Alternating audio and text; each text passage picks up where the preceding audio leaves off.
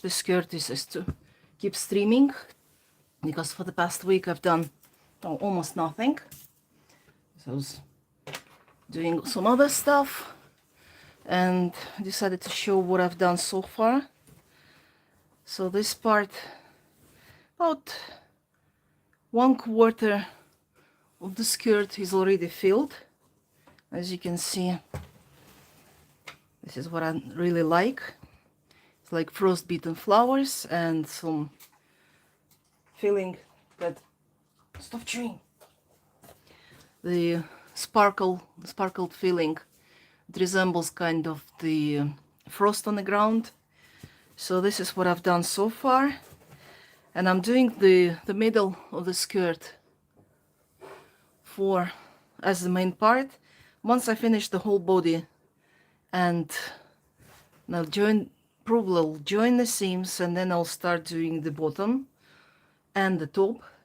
The bottom will be done with the double crown edging, and this is what I've done so far. So I stopped here at this point, and I'll probably start today at this point again. So what I'll probably do is go from this corner,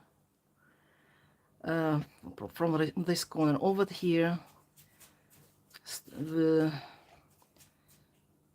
stop the filling here, turn around, go around here, around the flower, over here, and come back probably this way. So what I have to do now is have to pin the path that I'm planning to make, so it's all set up and accessible from every angle. Fold all this 6 meters of skirt of base around the cushion and start pinning it. I'll get it closer.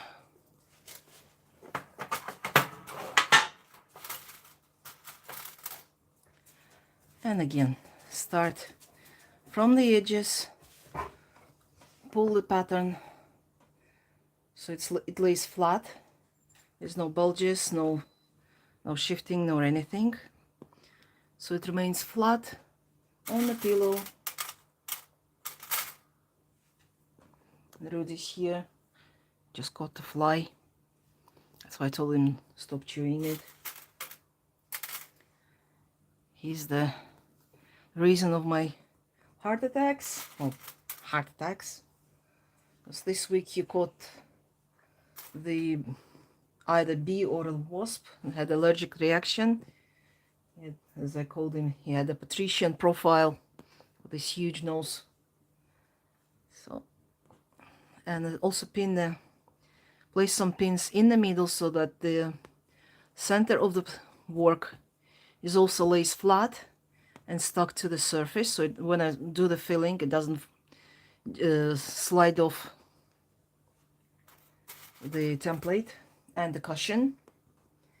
So place as many pins as possible, plus I will use these pins whether I need to secure some of the loops of the filling. And I've got my skein and we're ready to start. It's just as I said, I'll start from here, from this point over here and to this edge. Probably I'll start from here, do the white stitch, lots of white stitches here, fill it over here with the white stitches, and come back. That would probably be enough, give me enough time for the stream, because I've already done 5 minutes of yapping. And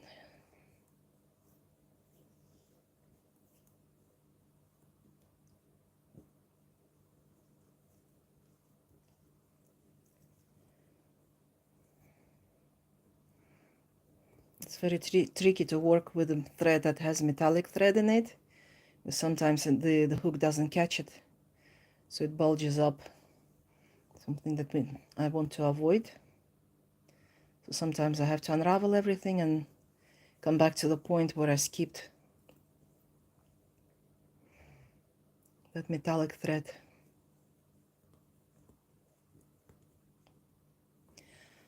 I would probably do the stitch over here. As I said earlier in previous streams, sometimes I unravel everything that I've done previously because I don't like the way the filling goes. So sometimes I just unravel everything, start over. That's why sometimes it does get really slow to work on the filling, because you constantly crochet and unravel, crochet and unravel.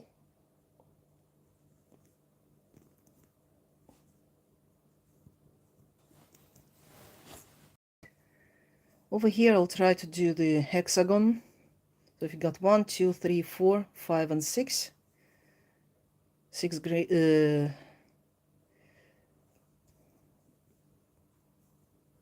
6 facets, and with the either Y stitch or the zigzag I'll fill the gap between the leaves that I've done.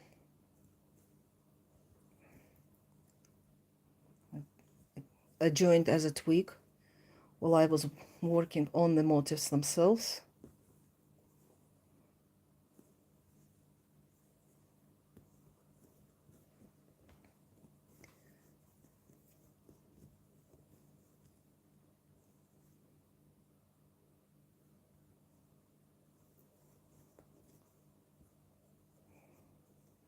And some sort of hexagon here.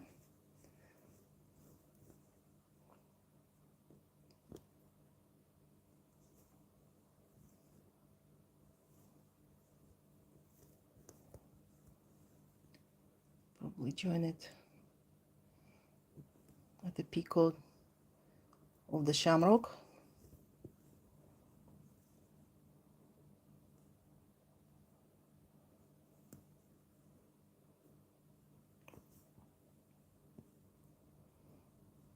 That's another problem with the thicker yarn. Sometimes your hook goes through the thread, not under. And this is the point where I have to join to the filling that I've done earlier. And I'll probably join it over here. If not, I will unravel and try another way. Then probably this way. Just remember, if you don't like something, you can always undo it. This actually creates the diamond shape, but it's still okay. But I would prefer to do the stitch into the shamrock first, and then to the botany.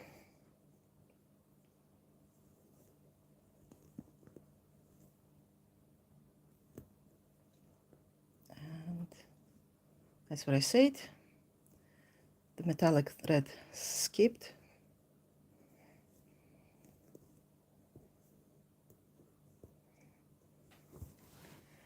And in this case, this creates a nice 1, 2, 3, 4, 5 pentagon.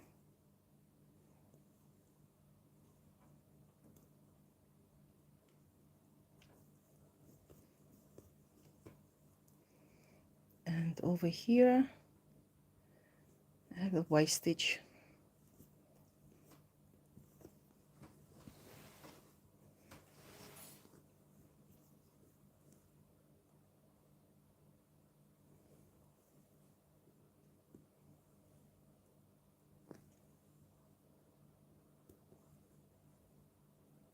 Missed. I do the Y stitch.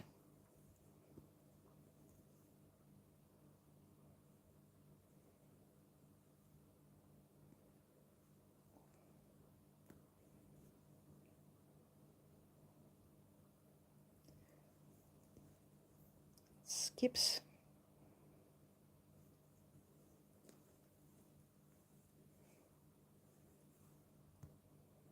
and skips again. I was working on the whole day on the motifs.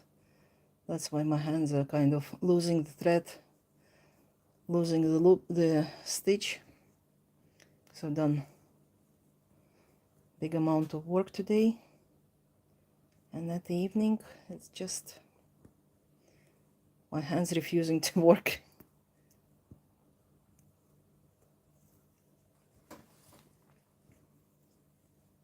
And the Y stitch, and probably from over here I'll do the zigzag. Have you noticed I'm doing the 2 yarn overs? I'll probably do the either half a treble or double treble. We'll see how everything goes.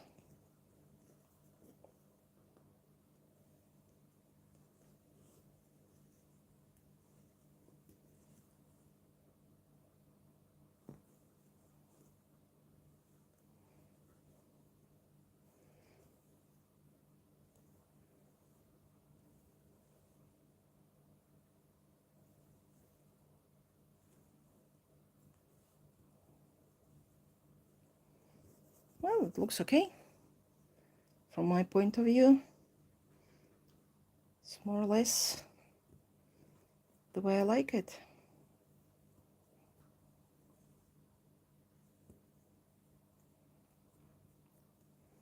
Also creates the, oh, it's called pentagon.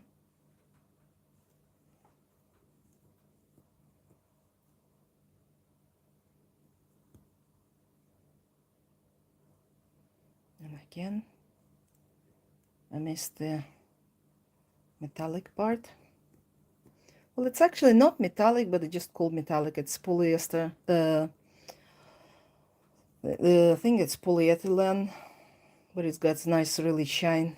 It's just like the Christmas decorations that have the green and pink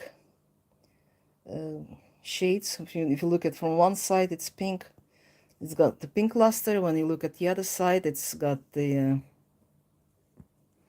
green luster.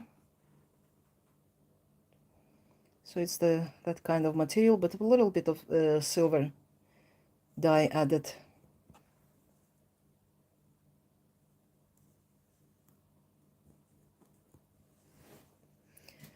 Now,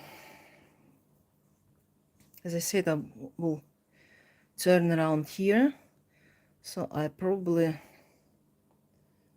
do another stitch to the big flower.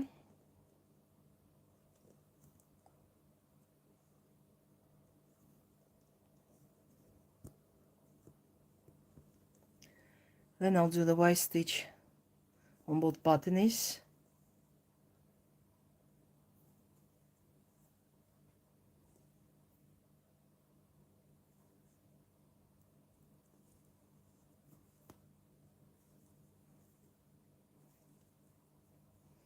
And back to the big flower. And then from here again to the small botany, to the brown botany.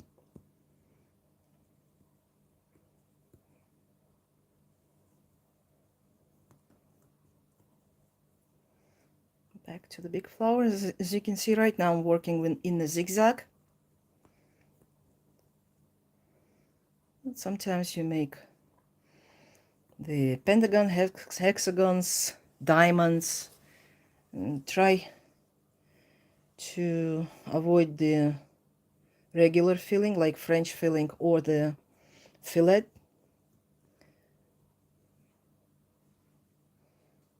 And I will probably do it this way, because I want to fill the gap here so I don't have to come back to it when I work on the other side. Probably do 2 yarn overs and a double treble.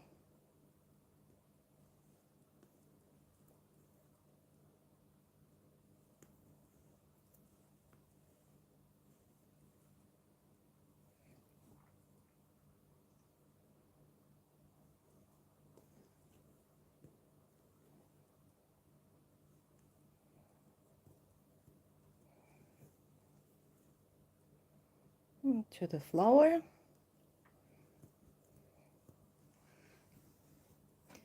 And over here again the white stitches, a set of white stitches.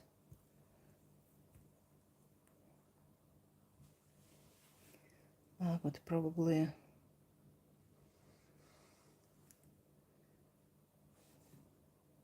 you can always use the thread just to follow the path that you want to make, just to test out the path. So yeah, this way.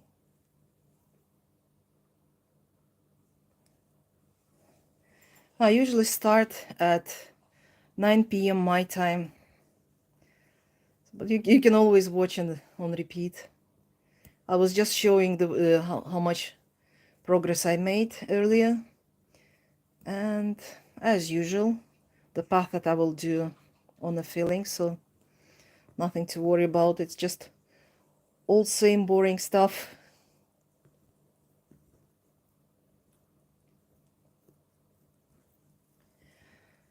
10 a.m. Are you in US? It's 9 p.m. here.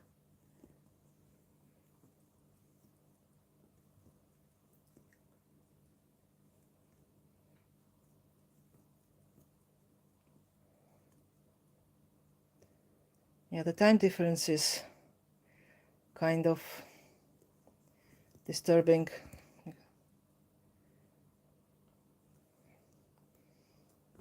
I want to make sure that everyone can join to and watch me, and at the same time not to be late. Because usually when I was doing early streams at 10 11 p.m. I was really late for bed, and it's not really good for your sleep. Because if I miss this sleeping cycle, I would probably spend the rest of the night until about 1 p.m. 1 a.m. in the morning. So I have to get up at usually at 6 a.m. so that I can water. Even though I have the dripping system in the garden, I still have to add some more the places that there's no irrigation installed yet. So I have to water that before everybody wakes up. And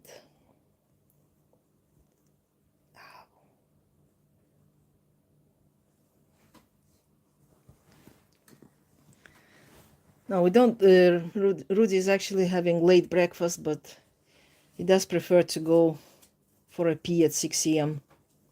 That's why I'm staying in the garden, at the countryside. Because waking up at 5 or 6 a.m. in the city is a disaster for me.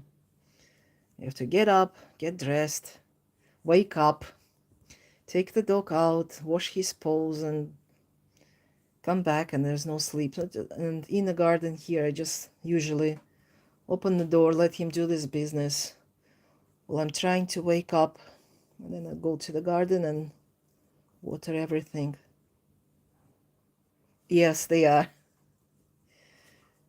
And that's taking into consideration that sometimes he demands to be out by midnight or 1 a.m. and still it's easier. Just open the door, let him do this stuff, and then he'll come back and just close the door and go back to sleep. That's the the country life. It's got really good advantages with living with a dog. You don't have to walk it at night.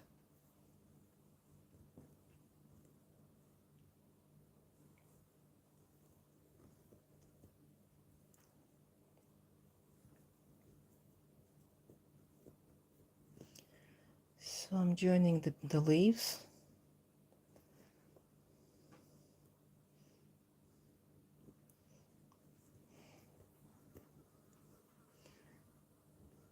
You can tell by my voice that I'm really...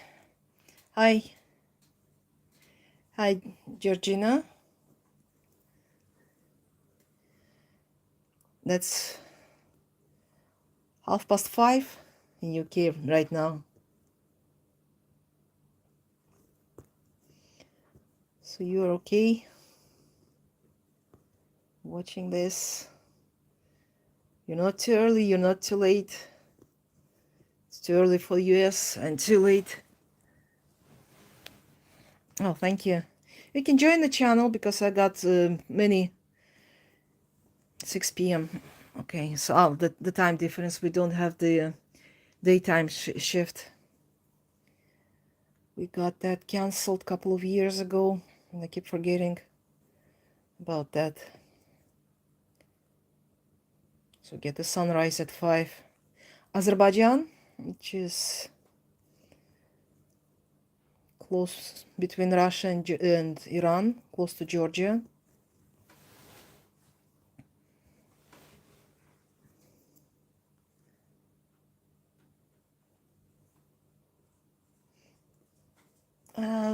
Well, yeah, no new country is cool, but not with our neighbors.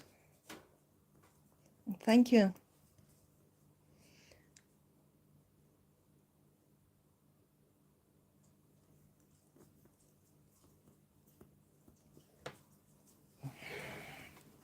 Rudy is chewing something again. Okay, so what was my plan? Oh, sorry.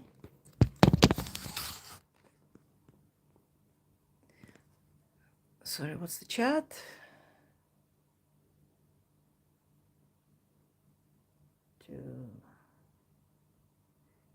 How long?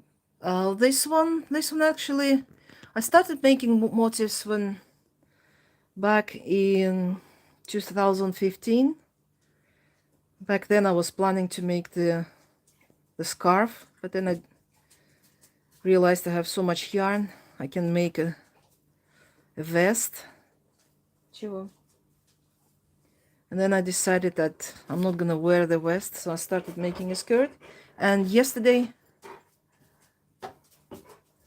yeah, you have to plan the things in advance because you don't have to cut the extra threads when doing filling. And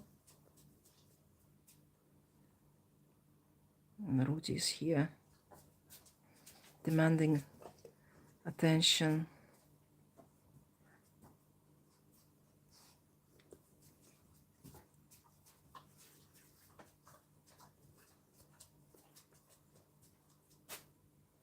Чего?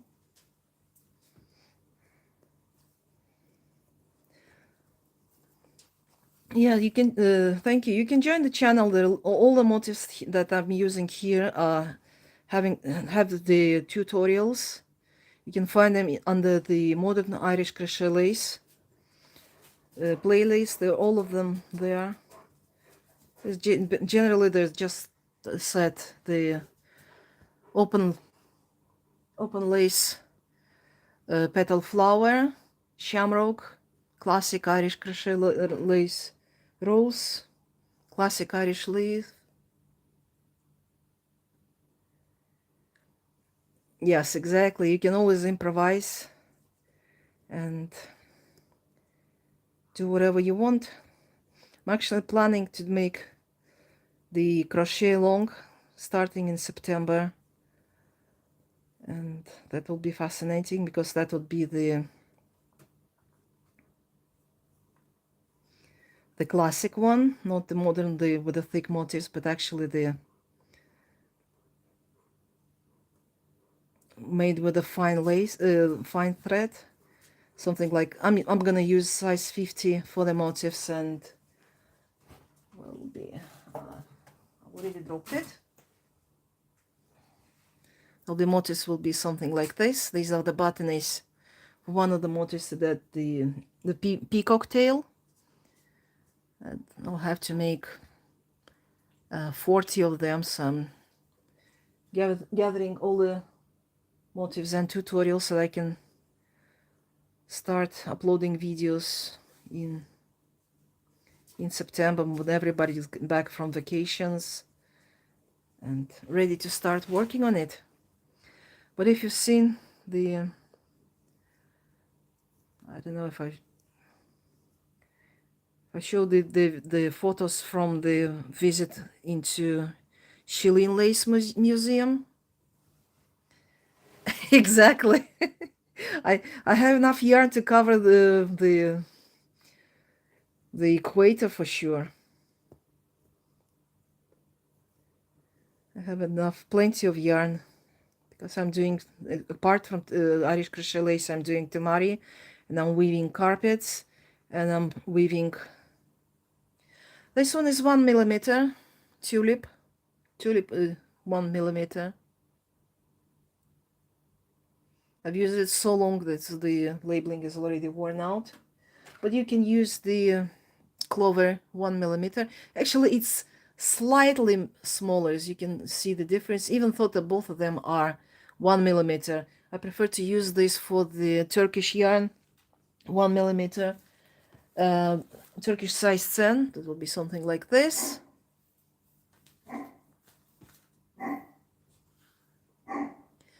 And this one is used for Turkish, called Mis, Alize Mis. Even though it's still 10, it's also slightly different, so that it's perfect.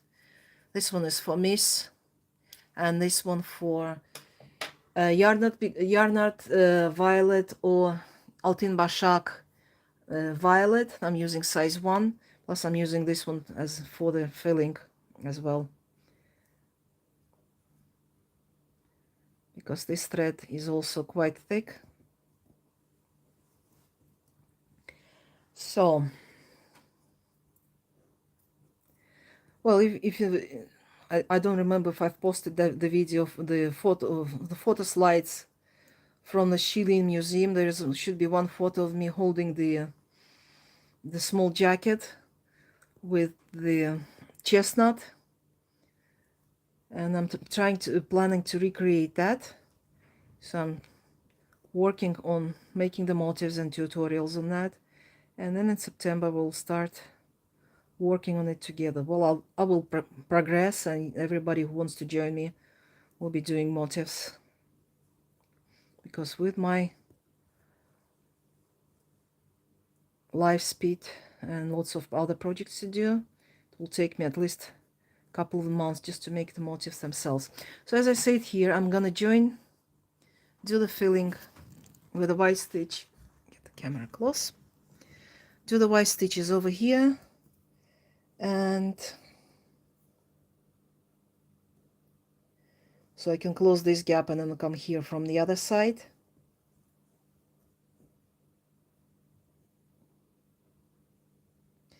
Actually, this one is some kind of not announced crochet along, because I've planned to do with the same yarn, which is Alize Diva. It's micro acrylic. I've made the motifs with the gradient motifs. So they should be in one of the tutorials of crochet along. And then I decided to do this first, because this one already have plenty of motifs for the skirt. And then once I finish this skirt, I'll do the layout for this gradient, and we'll do the gradient, plus we'll do this jacket.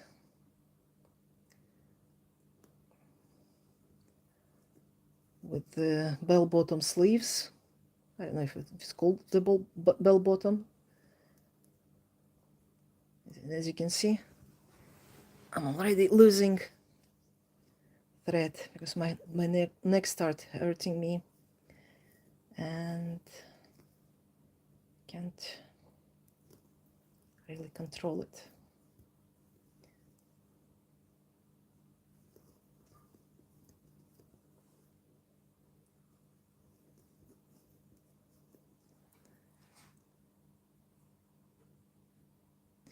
Yes, they are, and they are indeed, but I've got no other choice, because the 1mm is too thick, the 0.95 is too thin, but this one comes somewhere in between, something like 0.97, I think. and it's perfect for Miss Alize.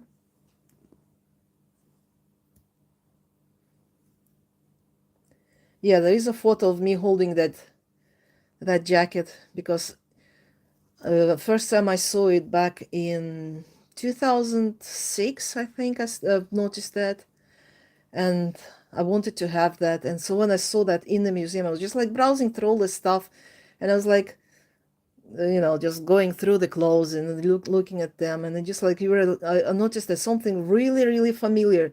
So when I pulled that out, I told my daughter, well, we're gonna starve till to the end of the trip, and I have to buy this top. And she was like, well, at that moment I was like Daphne, and she was like the saffron, if you remember the Abfab.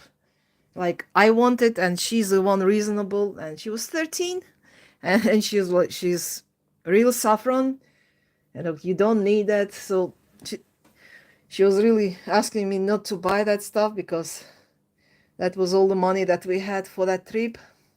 And it was just like, holding the dream, the stuff of your dream in your hands. It was something overwhelming.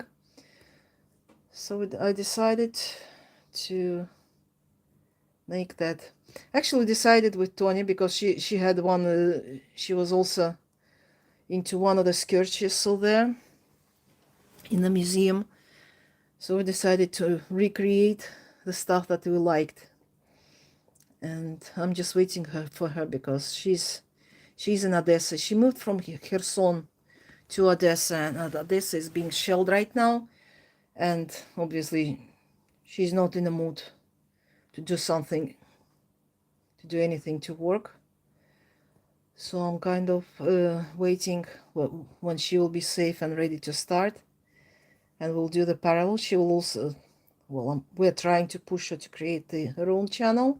So once she does it, of course I will advertise it, so you can also join her tutorials.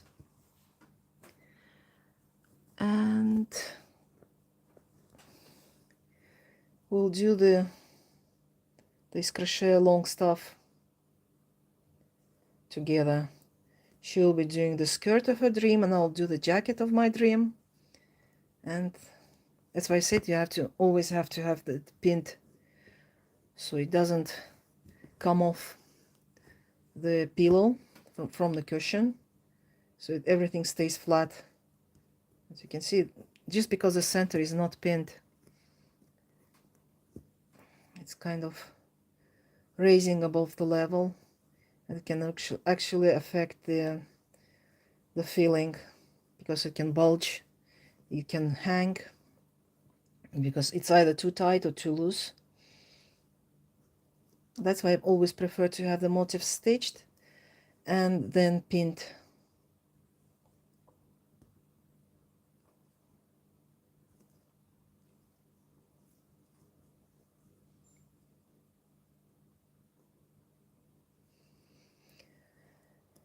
So yes, there will be lots of fun coming later. First I have to finish the skirt, well, at least do the filling, because making edges obviously easier than twisting and turning this pillow around.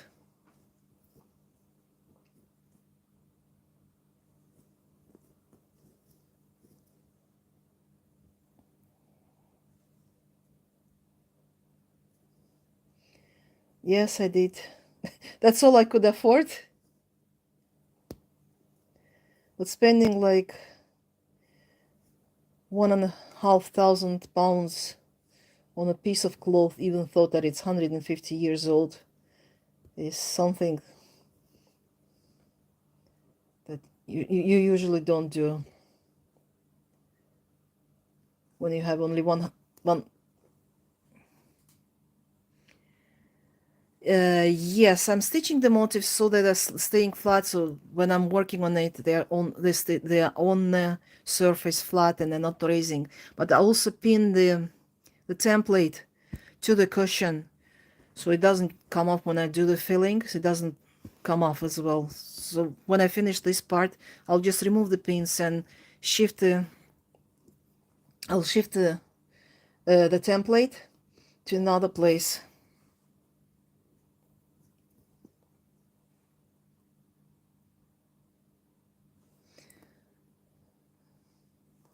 Because if you're working with the pin with the motifs just pinned to the cloth, first of all, it's really hurtful to your fingers and arms, because obviously when you're working and there are lots of pins sticking into your arm, it's not really nice. Plus the motifs, the pins can fall out and the motifs are falling down. I've tried it once and I didn't like it.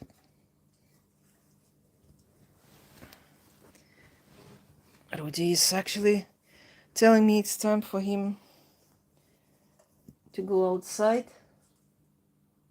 Well, I guess I have to go. And anyway, there's just a small piece left and it's already camera is overheating. It's boiling hot. It's one of these telephones that can stream only half an hour. So thanks for joining me tonight. Thanks for chatting with me. And hopefully we'll meet on Saturday, because I'm going into city for Thursday and Friday, and we'll be back on Saturday, and we'll be back on stitching, and probably I'll get some more fun yarn to work with. Well,